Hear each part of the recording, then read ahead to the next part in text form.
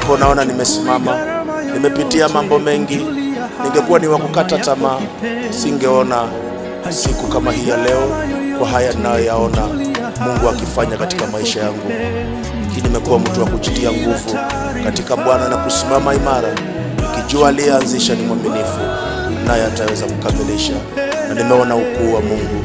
Basi mimi leo nakuja tu kukutakia Mungu aliyenisaidia akasimame na wewe, akakusaidie. Si kwamba ninaishi mbali na watu, ninakaa katikati ya watu tu kama wewe. Wanaongea, ninasikia, ninaona.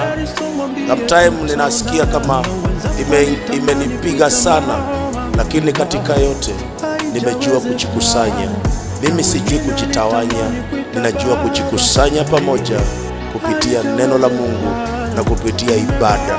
Wewe usikubali kujitawanya. Leo jifunze kutoka kwa neno la